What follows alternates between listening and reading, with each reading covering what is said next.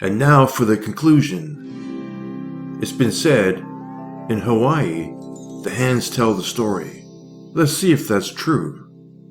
First, let's familiarize and compare sine and cosine.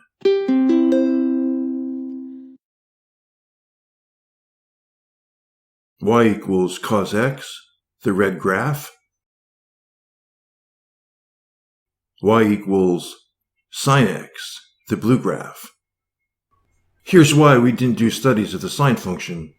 Recall the 4 main points of the unit circle. They're plotted in the following manner. The first point, 1, 0, the values are reflected in the y values of the functions. 1, then 0. See that?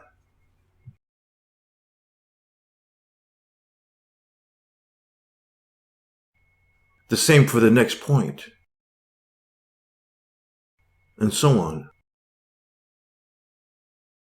Lastly, back to the original point, 1, 0, 1, then 0. Notice the same x values coincides with the 2 different y values of cosine and sine. It's apparent they're reflections of each other. As a result, we save some work. And knowing what constitutes a horizontal shift, the sine function is really just a modified cosine function with the constant c equals pi over 2. Enough is enough. Since we know we have to modify the constant d, let's do that. We have 60, 70, then 75. Our midline, 77, will obviously be somewhere in this area. Our d is plus 77. See that? There's a vertical shift in action. Do it for cosine. Nice.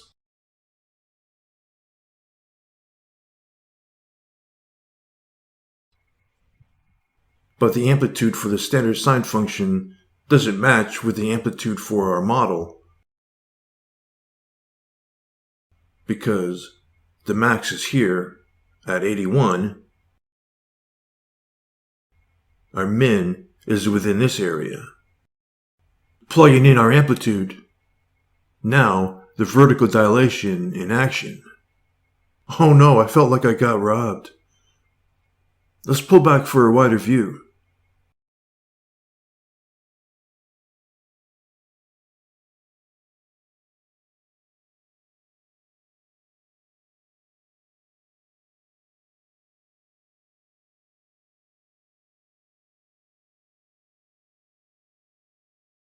Both periods check for each function, although their periods are unmodified for now.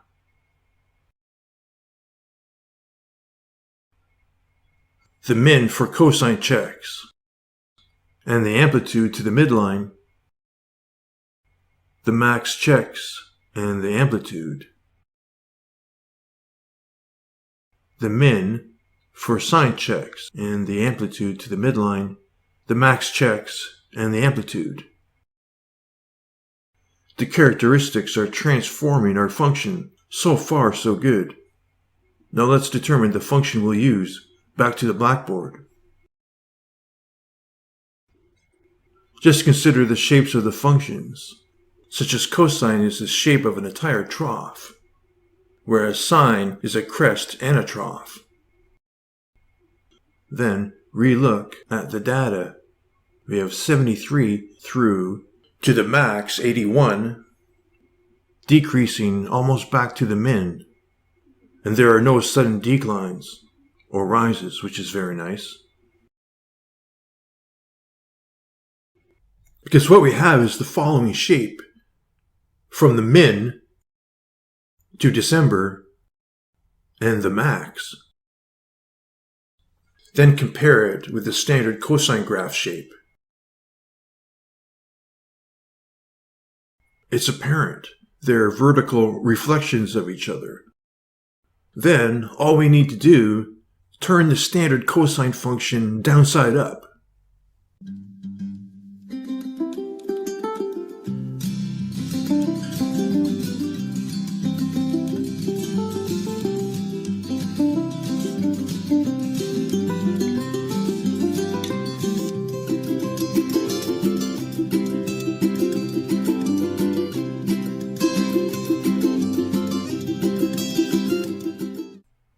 All right, ladies and gentlemen, we're using cosine. Essentially, we want our function inverted. We want the vertical reflection of our modified cosine function. So how can we get that? The same way we would invert a quadratic, like x squared, times the cosine function by -1. I guess turning the tables on logic, because we want a positive situation turned into a negative. The downside is up, but that's what we want. Checking the values. Looks like we're on the right track. Nice. But what about the parameter t equals 1? At the moment, it's t equals 0. This is where our function should begin.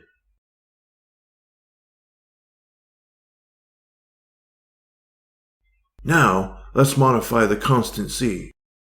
Sub in the number 1.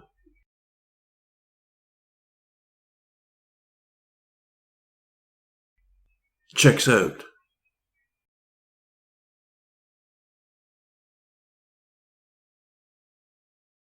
Two pi plus 1 minus 1 equals 2 pi. That checks. However,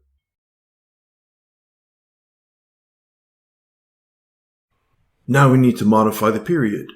Replace the constant b with pi over 6.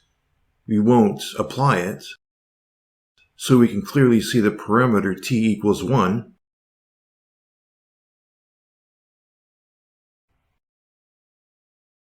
The period checks. 13 minus 1 equals 12. We can unequivocally say question D is now done, but we may have to modify it. Now for questions E and F. What's the value of y on our graph at x equals 8 for August? Is 80.5 rounded off compared to the actual average, 81?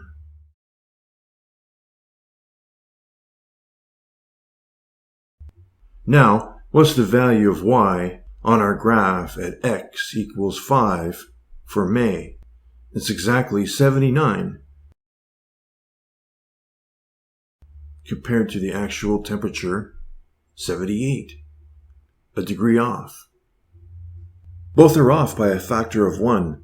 That's a good result, because we'd expect a margin of error. The last questions are checked off. X equals 1, January through December. 12. 13 is back to the beginning or a second cycle. That all checks. If you're satisfied with the results, we're done. If not, we invite everyone, look closer at the model, such as the highs. Y purple is 80. June, y equals 80.5 rounded off. July, exactly 81 the max. August we know already.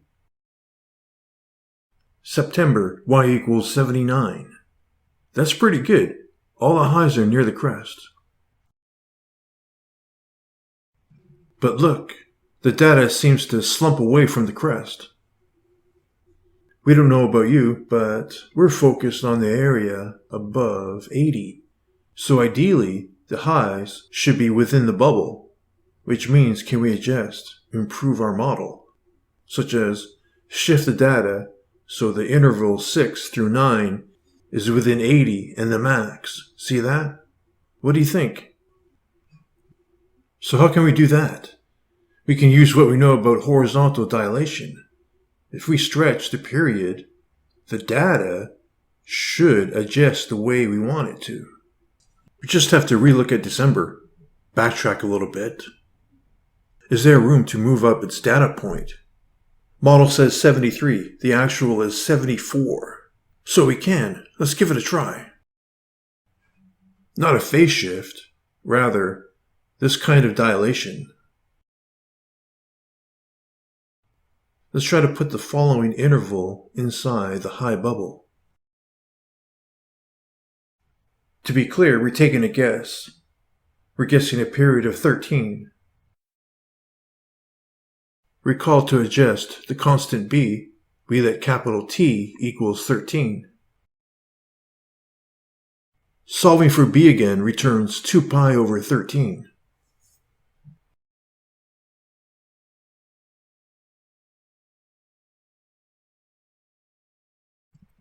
Let's apply the new b, the horizontal dilation in action.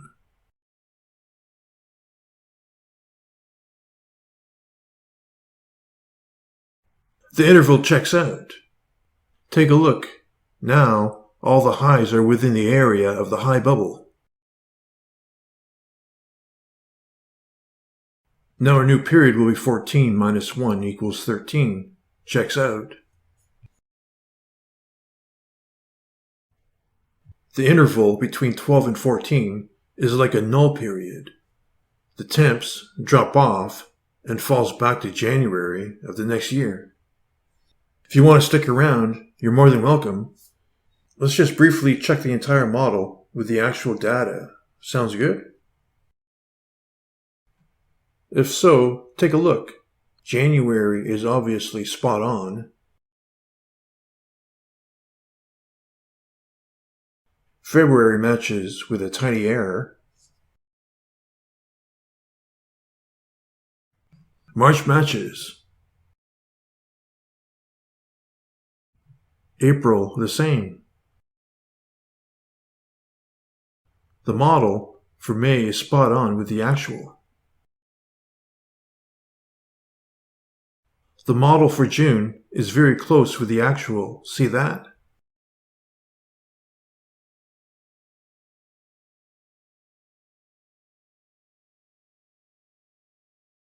Because of our modification, the highs will be approximate with the actual highs, but still very acceptable.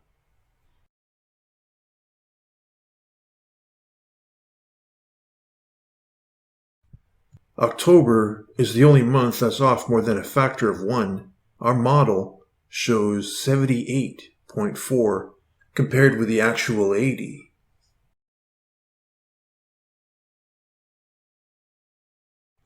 November, model says 76.5, actual is 77.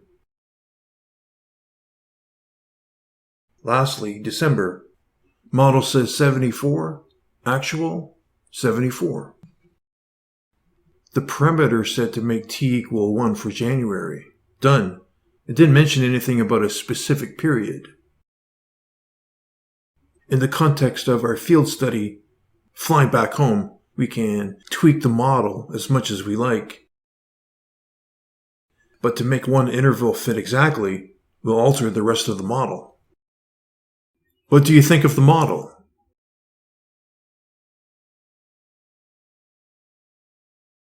So, what tells the story? We actually never thought about this until we did this short study. Maybe the world is heading for a crest. Like a high, like an average high. So maybe then, what tells the entire story? Until next video, ladies and gentlemen. And I thought you wanted to end it right here. Surf City one last time.